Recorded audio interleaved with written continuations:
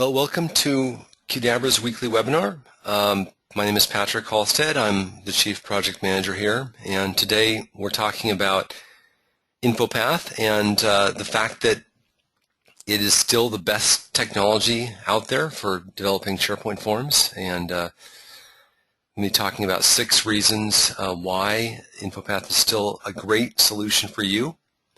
We'll also look at other technologies. We've been talking about other technologies out there.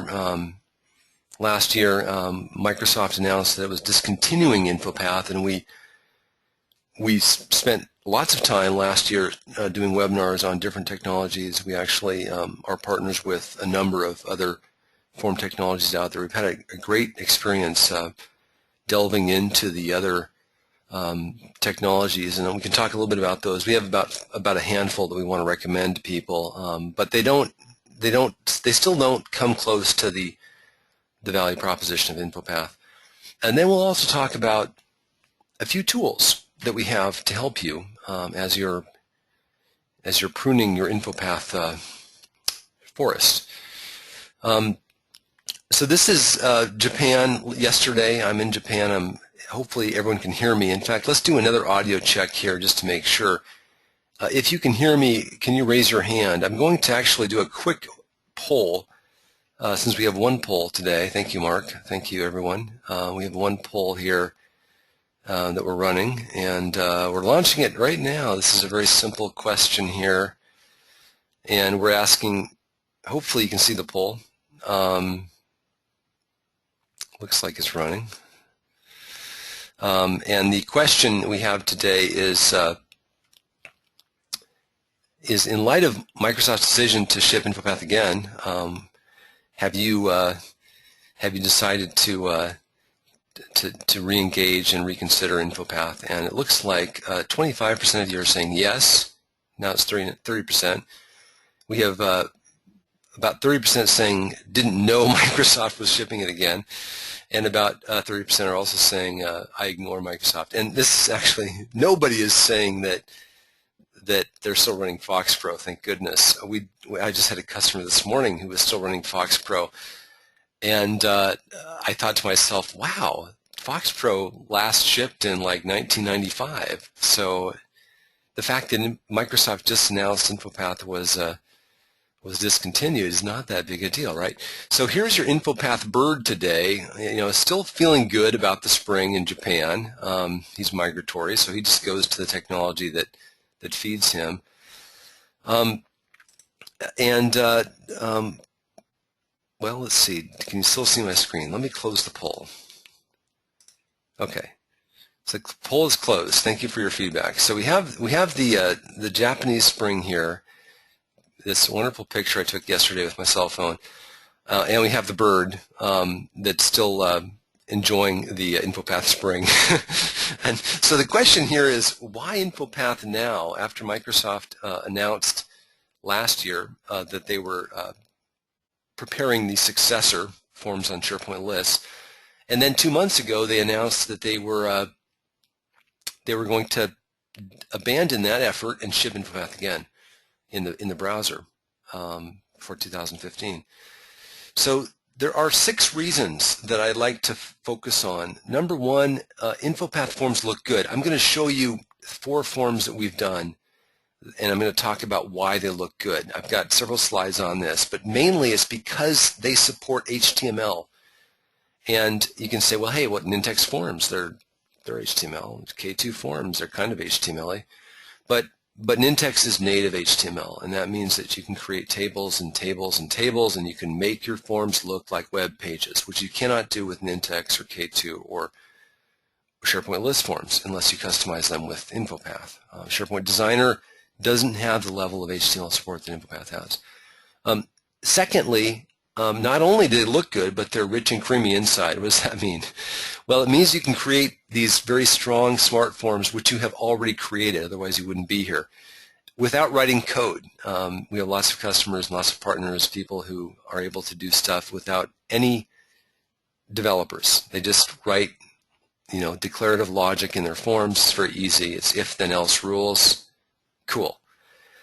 Thirdly, InfoPath is not expensive. It's zero cost if you've already bought Microsoft, which most of you have, or you're using 365. You already have the license. And Microsoft has been shipping this technology for 12 years now. I was the InfoPath development manager for version 1, 2003, left in 2003 to start Qdabra, and we've been in business now for 11 and a half years. And it's relatively stable. There's millions and millions of forms out there in the world, and Microsoft is supporting us. The data is stored in XML. This is the fifth point. This is really important. It means you don't worry about the future because you have control of the format of your data, how it's stored, the data types, the actual names of the data fields, unlike some other technologies which store everything in their own proprietary back-end database. InfoPath is document-based. It's completely open, XML standard. And then lastly, and this is not a complete slam dunk for InfoPath, but the support for multiple browsers, Safari, IE, all the other browsers out there, Chrome, I'm trying to think of Mozilla, and others, means that your forms will work regardless of the platform. And it also means that your mobile scenarios are enabled. It's not great, but we'll talk about that in a second. So number one, looks do matter. So InfoPath has support for images, background images. You can do bezels and gradients. You can do table layout. You can do tab buttons. Here are some examples of that. Here's a form that we did for Microsoft in 2004 with a bezeled a border, a background image in the top section, rounded buttons, pretty good looking form. Here's another form with a background image we did last year. This is a web-based form, right? We've removed the ribbon, looks really good. This is HTML, right? Here's another form we did several months ago. This is a form with the background image on the top. These forms look really good. They're rich, they've got images, they've got a nice layout, and that is probably the number one strength of InfoPath today, is that layout. Number two, rich forms can be done without code. What does that mean?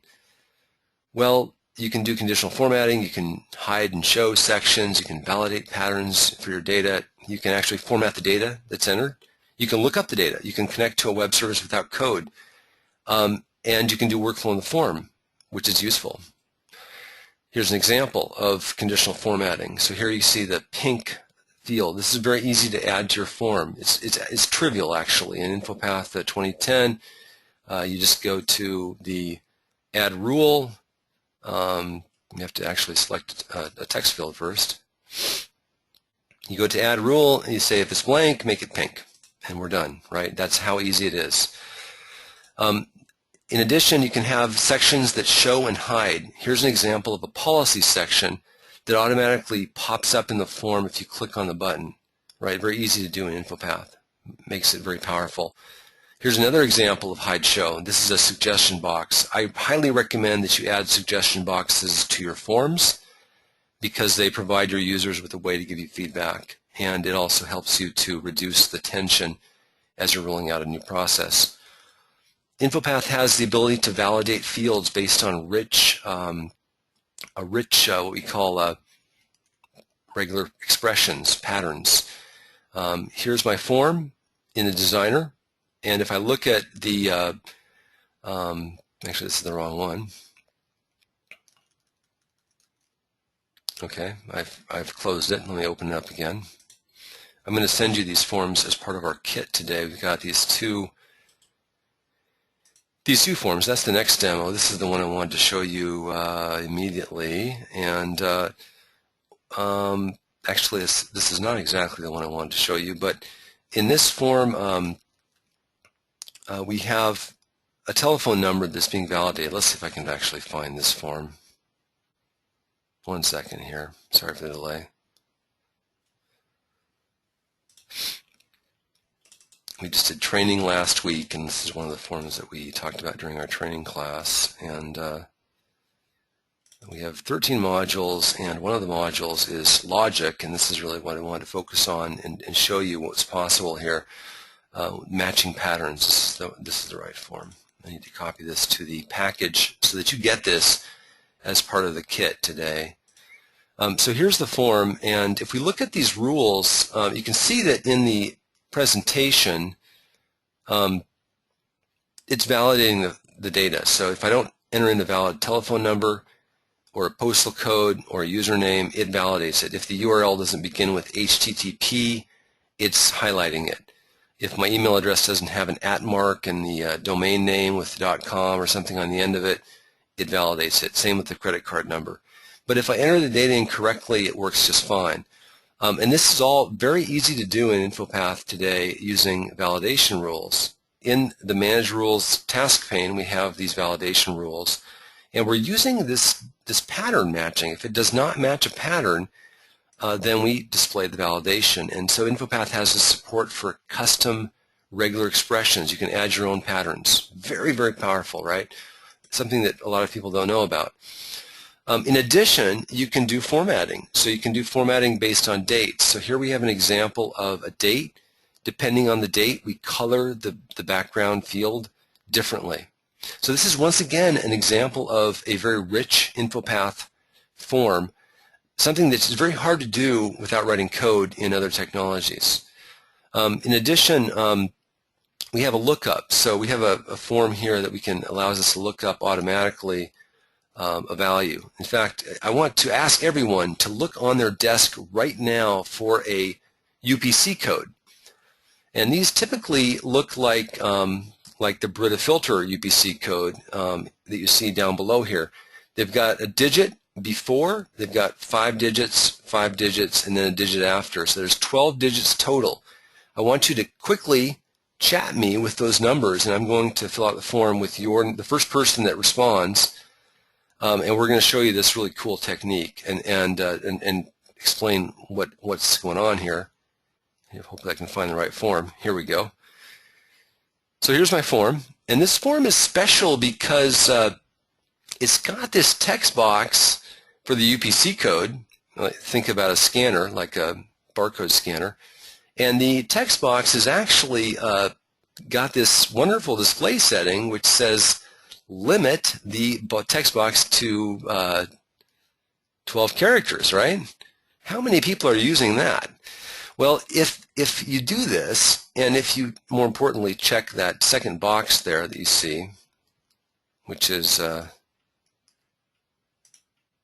move to next control automatically, what happens? As soon as they scan in those 12 characters, the UPC code, it will automatically tab to the next field. And what will happen when you do that? Well, guess what? It runs the rule. What's the rule? Queries the universal lookup web service for UPC codes. Okay, so we have somebody that wants to play ball. We have actually a whole bunch of codes. Jania was first in responding, and Jania's been in our training class, so she knows all about what I'm doing here. So I'm going to preview this form, and I'm going to enter in Jania's code, and we'll see what Jania's got on her desk. I want to thank everyone, first of all, for playing this silly game. Actually, Jania, I have to apologize. Michael was before you. Actually, that's not true. The order of the questions is in the different order, and Kathy was the first one that responded. But we'll do Jania because we picked on Jania first. So thanks, Jania. So 0, 1, 2, 1, 2, 3, 1, 2, 6, 3, 3, and then the last digit is 8. When I hit that, it's going to automatically query the web service. It's going to pull up that object which is on Jania's desk, which does not have a picture, so it's not very interesting. Sorry about that, Jania. But let's pick one more. Not every UPC code actually has a nice picture associated with it, and we have to complain about the web service for that. So Michael Peterson, thank you for being here, Michael. 041348001533. Let's see if this comes up with something. This is also another one of these random UPC codes that does not have anything associated with this. I'm going to try one more, and we'll pick on Kathy here, 082.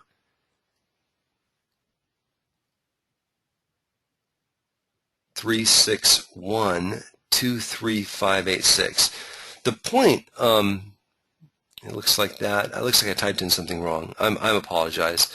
Let's try one more here. 099-75-11-92720.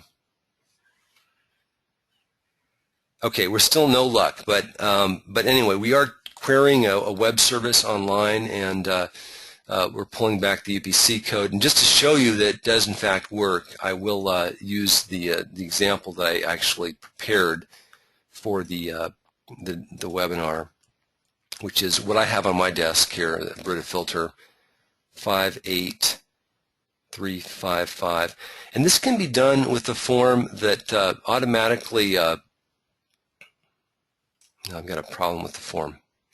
So it's not a problem with your codes. The first time it worked for me, it didn't work after that. But what we're doing here, and I apologize for the demo failure, but what I wanted to show was that you can automatically query a web service when you type in a number of digits. And that's really interesting because as soon as you scan something in, it will query it, automatically pull back the values. And that's something that cannot be done in other Office applications. Another thing that we can do in InfoPath that is very hard to do in Excel or in Word is to do these % completes. So you've got a form, you've got a number of fields that need to be filled out. You can automatically calculate how far the person is done with the form. And there's several ways to do this. Here you see 3 different ways. We can actually use a formula to calculate the percentage of fields that have been filled out, and that can be done regardless of how many fields you have in your form, so it's not hard-coded. The form can have workflow, so you can have buttons in the form, you can have the buttons next to the data that you want to approve or reject, which is different from SharePoint. In SharePoint, you have to actually navigate to SharePoint, go into the list, and right-click and go down and approve something. Here, you actually see the data in the view, and you can click the button that says approve. And you can actually store the history of those results. So the third and the fourth reason for still sticking with InfoPath are that, obviously, what I mentioned earlier, there's no additional cost to you. There's support that's been committed by Microsoft until 2024. The technology is stable.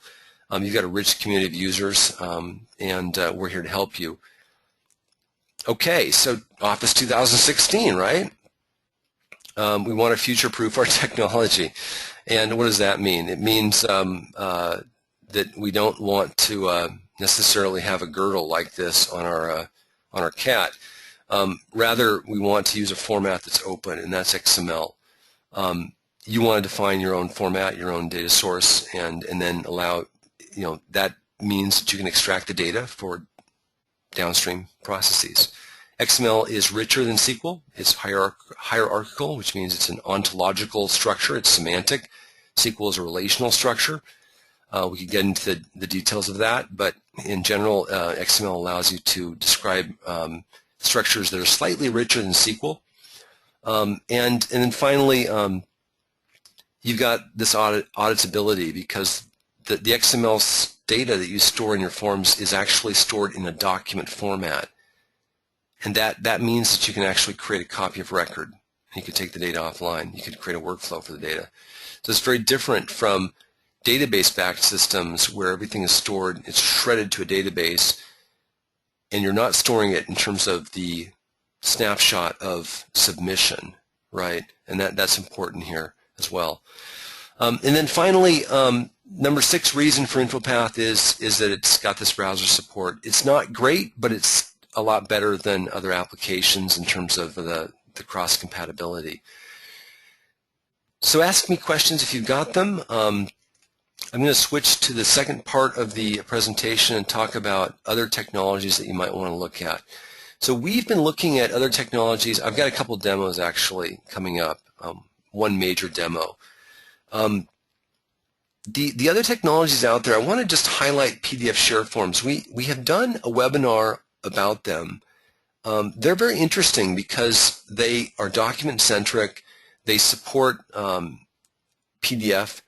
They support XML and rich rich documents without writing code.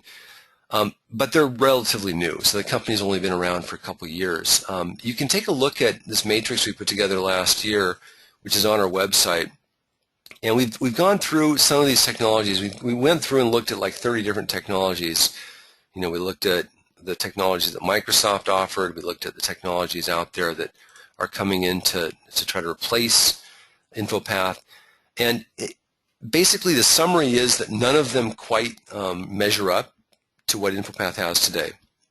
So of those 6 criteria that I just mentioned, InfoPath is like 5.5 or 5.6 because it doesn't have a slam dunk on the mobile scenario. But these other technologies, they're not above 5. So PDF Share Forms is like 4.5.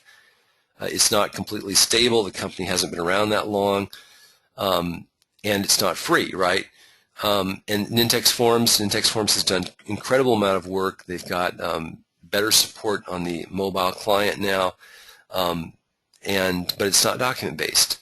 Formodus, which is not mentioned here, which I should have put in here, Formodus is another technology that you should look at if you're doing mobile, and they get close to 5 as well, and they've been around for quite a few years, and they are document-based, but they are not free, right? K2 Smart Forms, wonderful back-end technology, really impressed with what they've done over the years, but they store all of their data in their own lists. And then, of course, there's what Microsoft is planning, which we'll hear about in May. We don't know what it is yet. It's something different from Forms on SharePoint lists. Anyway, take a look at our website. We're going to be updating it hopefully soon. We've been talking about that for a while. I apologize for the delays. So let's talk about some other tools that you might want to use for your Forms garden.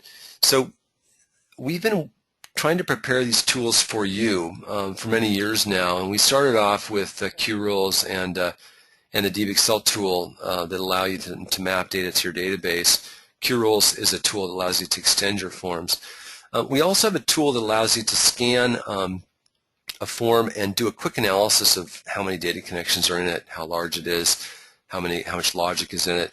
And the reason why you'd want to do that is to create kind of a list of forms and their complexity to allow you to assess, you know, how much data, how much forms you have to actually, you know, how difficult is it going to be to convert your form or to maintain it as the time goes on. And then there's QRules. I want to actually do a quick demo of our InfoPath to SharePoint list tool today. So we have our 365 site here. What I've done is I've created a simple list on this site. And this list has a number of columns. It has a title column, an employee column, start date, end date, reason, and status. Now, what I've done is I've actually created another, I have another form library, which is called Leave Request, which is a full-fledged InfoPath form. So on this site, and let's see here if I can find it, I've got a Leave Request library, a form library, that I'm using to fill out. I've got a full-fledged InfoPath form. And what I want to show you is I want to show you how you can map this form to the list. So the form actually has 8 items in it. Let's just quickly fill out this form and I'll show you what this looks like. So this is another example of an InfoPath form with a rich UI. You can see that Microsoft actually fixed a bug with 365 where they weren't showing the InfoPath icon when you click new, and now they are. So that was about 2 months ago they fixed that. So they actually made some changes here. So here's our form. Notice that we've hidden the best practice is to hide the ribbon, so you don't see that silly ribbon that doesn't look very good. And instead of using the save and save as or the submit from the ribbon, we have the buttons in the form, submit and close. So I'm going to fill out this form, and actually I'm going to go on vacation next week. I'm going to take a day off, and you can see the form is just posting back to the server, and it's got some logic in it. That's kind of cool. It's calculating the difference between the days, and we'll say it's my personal time off. And oh, unfortunately, I don't have any more hours left. I should have hours left. It says I have a balance of 45, so I'm not sure why that's showing up. Looks like a bug in the form. And then, of course, it's a bug in me, but we'll submit this form, and it's going to save an XML file out to our 365 website. And you can see that a few seconds ago I created this. I'm going to download this file to my local machine just to show you how this mapping works. So many of you have InfoPath forms and you want to extract the data for reporting purposes. Or maybe you want to actually convert your forms into list forms. And so with this tool, I'm going to show you next, you can actually do that. So the tool, let's just switch to the tool. So here's the tool. The tool is actually an InfoPath form. It allows you to specify a form template and a mapping. So we're mapping to the leave request list. We're mapping these columns, right? So we're going to map the data from the InfoPath form into the list. And why would we want to do that? Well, there's a couple of reasons. One is we want to migrate to using a SharePoint list because we're not sure about InfoPath in the future. The second reason is to do reporting using Excel or using a SharePoint list. The third reason might be to provide a way to create dashboards and so on for repeating structures where you can't actually promote the repeating data to your InfoPath form library. You can do it to a list, right? As a parent-child list, for example. So here's our mapping. Now the tool, which I'm going to give you as part of this webinar package today, comes with these two tabs. You define your mapping, and of course you have to point it to your site, attach your XSN, define your mapping. It's pretty easy to do. You select your list here, and then you define your mapping. And when you're defining your mapping, it's going to pull in this XML data source for your form. And then what you do is you say, look, I want to import these forms. Now the tool actually allows you to import any number of forms. For this demo, what I'm going to do is I'm just going to import that form that I just saved, and that's the Patrick. You can tell what time it is here in Japan, and we're just going to import this. Let's see if this works. Aha! Got a bug. It's obviously. I should have tried this. I did do this. I guarantee you I did this before the webinar. Don't you love it when the webinar guy completely blows chunks here and fails? Let's try it again here. What I'm going to do is I'm going to start it from scratch. So when you install the form, it's installed and you have to actually set up the mapping. Let me just go through it real quick.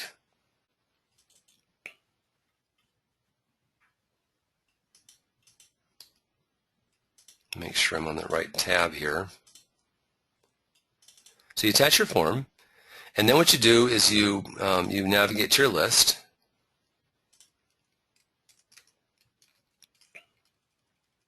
And this is the site. And hopefully that'll give us our list. And there's our list. Leave request list. And then you set up your mapping. So in this case, we're going to specify that we want to use that as our node, and we're going to just map. I'm just going to map 2 columns or 3 columns here to make sure that this is working again. And this is just doing it from scratch here to show you how easy it is to do. And so we'll say that we want to get the user's name, and that's going to be underneath username here, right in front of my face, and we'll add the title will be so the form status. We've got that. The username is going to be the employee, and then for the title of the form, which we have to set, we're going to use the form name, just to verify this is working. Okay, so we've set up a mapping, and now we'll go back and we'll try this one more time.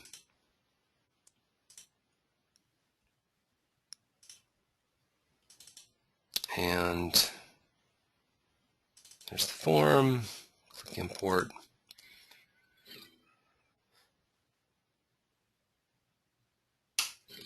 Okay, still seeing an error. So I'm guessing that it's because I'm not logged in or something, but it looks like I am logged in. If this were to work, then it would upload the data into the leave request list, and You can see the data did not appear there. So obviously having some problems with my demo today. I apologize for that.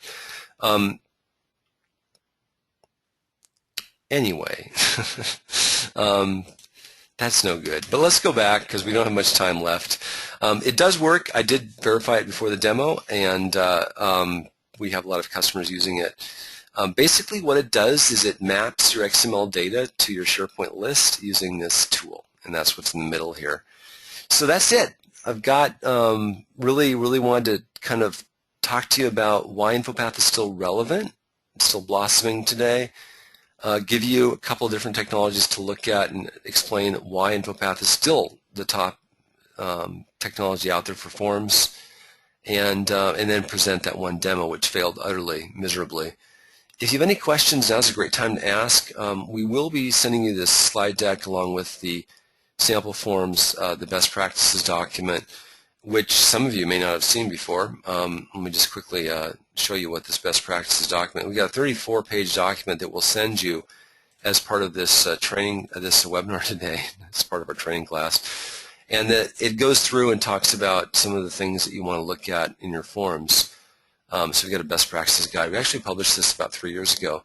And anyway, relatively comprehensive. We'll give that to you as well as part of our webinar kit. All you have to do is you just have to fill out that simple 4-question survey and you're done. We'll even send you that tool. It didn't work for me. And we'll pledge to spend an hour to get it working for you. It won't take an hour. We have one question. I want to thank you all for coming today. Thank you, Kathy, for the smiley face question. I love those kind of questions. Very simple.